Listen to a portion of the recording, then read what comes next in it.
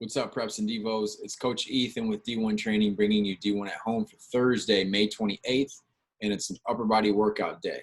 So after you complete your 8 to 10 minute warm-up, we're going to roll right into our performance segment, which I'm going to go over with you right now. If at this time you would like to take a screenshot of the workout so you don't have to rewind the video in order to reference the training, please do so now. All right, so we're going to go into the performance segment. We're going to start out with single leg pogo to a double leg pogo. You'll do 4 sets. In each set, you'll do 10 single leg pogos on each leg, then moving to 10 low pogos on both legs, and then 10 high pogos on both legs. All right, I'll go ahead and demonstrate that. So when you're doing single leg pogos, very soft bend in the knee, all right, and it's very quick, getting barely any height off the ground, all right? But you're right here. Make sure you're getting up off the air, your heel's not striking, and it's just the ball of the foot. Once you get 10 on one leg, you'll do 10 on the other. Once you complete 10 on the other, you're gonna go double leg low and quick, just like you did single here. And then once you get 10 low, keep the same amount of bend in the knee. You're gonna go 10 high. Okay, keeping those heels from striking, all right? Once you do 1 set, give yourself around 30 seconds rest, all right, and then repeat again until all sets are completed. Once you finish your final set, give yourself 30 to 40 seconds rest, and then we're gonna go into our high knee sprints, all right? So with our high knee sprints, bringing you back to the workout board here, you have 10 sets of 50 total reps, all right? Each rep is, a rep counts when the foot hits the ground, all right? So 25 on each foot, give yourself 30 seconds rest between each. When you do your high knee sprints, make sure your knee is driving up to hip height. Pull that toe up towards your shin. You're leaning slightly forward, and you're getting a good arm drive with your elbows bent. All right, and you want your arms to go north and south. All right, straight ahead, and then straight backwards. All right, so straight forwards and then straight behind you right here. You don't want side arm swing as you're doing. Okay, so you're here. Drive those knees up.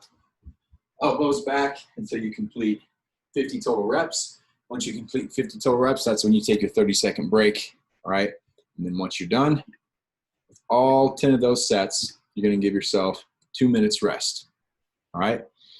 Then we're gonna move on into A1 and A2, which is our elevated plyo push-up for 3 sets of 5 reps, and our W's to Y's for 3 sets of 12 reps. All right, so when you do your elevated plyo push-up,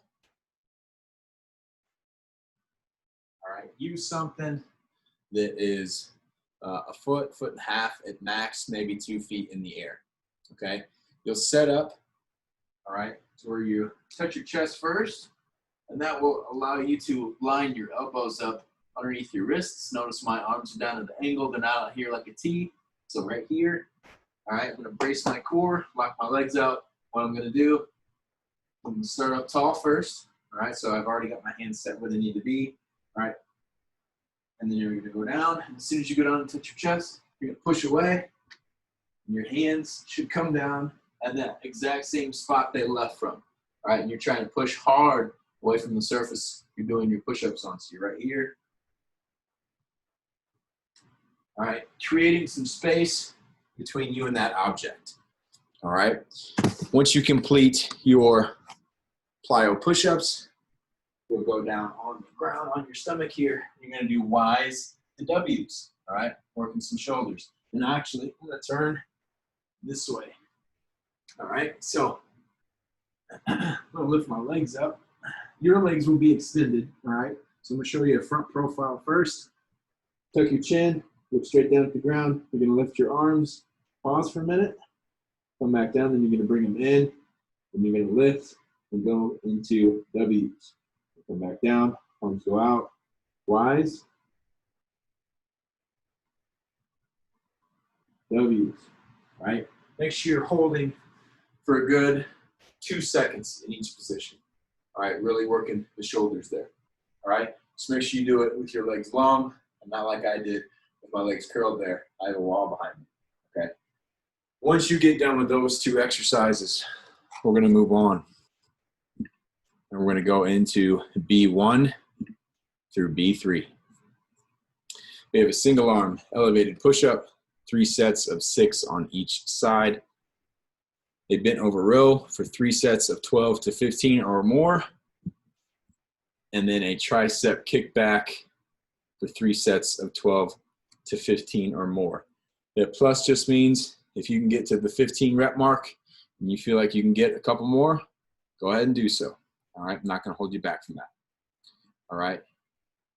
So when you do a single arm elevated push-up, you're not really just doing a push-up on one arm. All right, you're just elevating one of those arms.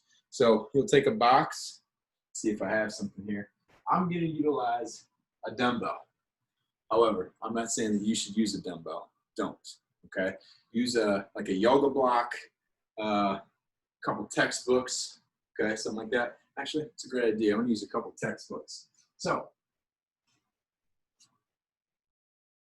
all good coaching literature here. You put your block down. Okay, and that's what you're going to use to elevate one side. Your hand positioning should be the same as your regular push-up. All right, so I always say thumbs at the lower part of the chest and stack your elbows over your wrists. All right, because as you can see here, in line. Okay, when you push up, all right, the joints are going to be stacked. So set up like you normally would, right? Thumbs at the bottom of my chest. All right, my hands are even for the most part, except for my right hand being elevated. My elbows are over my wrists, and I'm going to do my push-ups. Up, come back down. All right, just like so. If you're doing textbooks, I recommend 2 or 3. Okay, one's pretty low. All right, 2 or 3 will get you what you want. All right, and then once you get your 6 on one side, you'll switch and do 6 on the other side. All right, and then after that, we're going to move over into our bent over rows. So you're going to grab your dumbbells, your kettlebells, whatever you have. All right, so soft bend in the knees, hinge back at the hips, the weight's hanging down directly underneath you. Pull the elbows back towards your hips, pinch, come down nice and controlled. So make sure you're pinching them shoulder blades together with a flat back. Pause for a moment, come down nice and controlled. All right, once you get done, make sure to stand up because you're going to go right back into that hinge position for tricep kickbacks. All right, tricep kickbacks, adjust your hand on your dumbbell. All right, you want to hold it on the back part of the dumbbell or the back head of the dumbbell. Reason being, when you push that weight up, your hand's going to be against that part. All right, makes it a little less difficult. All right, and you can focus on the emphasis being in the tricep and less on the forearms. So hinge with hips, lock that upper arm in next to your rib cage, drive those weights back, pause for a moment, and come down nice and control. Remember 12 to 15, okay? Once you complete those, you'll just return back to your push-ups until you get all 3 of those exercises knocked out, all right? Which will take us away from the B's and bring us to C1 through C3, all right? So we're gonna go to a half to full curl to press. 3 sets, 12 reps. It's a 1-to-2 ratio. So for however many curls there are, you're going to do 2 presses. All right. And then a rear delt fly with a pause. So make sure you have something that's light enough to be able to pause. All right. 12 reps, 12 plus reps. And then a hammer curl to row for 3 sets of 12 or more. All right, so you're going to use your dumbbells again when you do your half curl to press or half curl to full curl. You're just going to come up halfway, come back down, full curl, get 2 presses in, 1, 2, and then back down. All right, if you count your curls and not your presses, all right, you'll remember your reps. It may get confusing if you're trying to count everything. If you go half, full, boom, boom, 1. All right, if you can do it that way, go ahead. But if you just want to count your curls after you've already brought it down, that's what's going to work best. Okay, so don't worry about counting your presses. You just know that you have double presses. Okay, don't worry about adding a number to those. Just count your rep once you lower the weight. All right, and then I'll give you your rep number. Once you get past that exercise, we're going to do our rear delt fly. Okay, so if at this point you need to drop your weights, grab 2 water bottles, 2 cans of green beans, whatever it may be, go ahead and do so, because you need to be able to pause with that weight out there for a moment. So hinge at the hips, drive those hands out and away, pause, and then come back down nice and controlled. If you're using a weight where you can get it up, but you can't control it, and pause it for a moment, you're going too heavy, all right? We want to be able to use a weight where we can pause this week, okay, and last week, all right? So make sure that you're using something where you can pause. Then moving on from there, we're going to do a hammer curl to row, all right? When we do our hammer curl to row, then have your weights in your hand here, all right? The knuckle of the thumb is going to come up towards the shoulder. The upper arm is going to stay pinned in against your sides, up, come back down, then you go into your hinge position and do a row. That's 1 rep. Curl. Another rep. All right, all the while, we're secretly getting in some RDLs there with our hamstrings. Okay? All right. Once we pass through those exercises, we have 2 more. For our core work, we have alternating V-ups for 3 sets of 12 on each side, and then an alternating plank for 3 sets of 8 to 10 on each side. All right, so if you can get to 8 and you get to 10, go ahead and shoot for 10. If you get to 8 and you burn out, you can go ahead and stop there. All right, so for your alternating V-up, you're going to lay down on your back. You're going to bring your opposite arm up to your opposite leg. So arms above your head, legs long. You're going to be here, opposite arm, opposite leg. Try to bring your chest towards the ceiling. Bring your knee towards your chest. You're up here, up, and then alternate. Okay? Until you've knocked out all of your reps. Once you're done with that, you're going to do your alternating plank. We're going to do it from the forearms. Okay? So you're here. You'll hold 2 to 3 seconds. 1, 2, rotate. 1, 2, back flat. 1, 2, rotate to the side. 1, 2. All right. Notice when I'm on my side, the leg that's on top, that foot is in front of the leg that's on the bottom. Okay. And you can easily just kind of flip your feet and rotate your hips, then put your forearm back down a little more square, and then flip your feet and rotate your hips again. All right.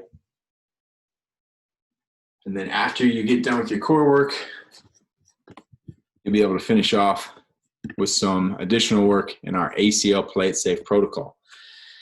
So for your additional work, you have back pedal to sprint doubles.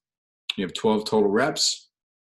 You're only going to utilize 10 yards of working room, but you're going to be covering 40 yards each rep, and you're going to give yourself 2 minutes rest between each rep. All right, so back pedal to sprint doubles.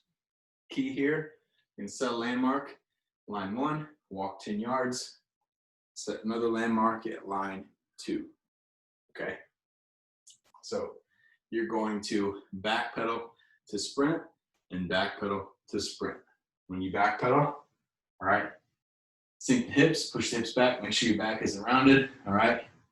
So you're driving back, and then when you get to that line, all right, drop your back foot back on which foot you want to touch the line, and that foot that's forward, or that leg that's forward, is going to be your main push-off foot here, and then go back into your sprint, break back down, get back on the line, go into it again, all right? And then you can either stay with the leg you did prior, right, which would be my left foot again, reaching back with my right to push off and sprint, okay? You'll just have to make sure that you alternate every other rep, okay? So then the next time, both times you start into your sprint using your right, or if every time you do this exercise, the first time you sprint forward, you use your left, and the second time you use your right, that would work too. You would get the same amount of usage off that front leg going into your sprint. You just need to make sure that you're using the correct leg on either the first back pedal in the sprint and then the second back pedal into your sprint, okay? So brief demo again, you're here, nice squared stance, hips pointing back, all right, flat back, chest up, back pedal, reach back, sprint, break down, back pedal, reach back, sprint. Option 1. Option 2, back pedal, reach back, sprint, back pedal, reach back, alternate legs, and sprint, okay? So that's how you'll do that. You'll do 12 of those and give yourself 2 minutes rest between each rep. And then after you complete that, give yourself 8 to 10 minutes to complete your ACL Play It Safe protocol. If there's not a piece of equipment that you have, don't worry about that. You can utilize just the body weight exercises, and you're gonna stick with level 1 for the next few weeks. All right, so that's Thursday, May 28th, upper body workout. Hope you have fun. Go enjoy it. Talk to you more soon.